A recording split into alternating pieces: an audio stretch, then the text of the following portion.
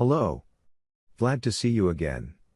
Today I would like to share with you the video about Mercury in fifth house. The planet Mercury in the fifth house of your chart signifies that creative friends. You are confident. You have the ability to speak. You are independent. You can either speculate, invest. You are usually busy with love. You usually have joy. You love children. You are an intellectual. You can work related to teachers. You can work related to literature, writing, translator. You can work related to art criticism. You can work with actor, screenwriter, director. Thank you for watching this video. If you have any questions, please tell me.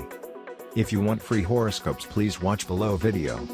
Go to the website astro5s.com and follow these instructions.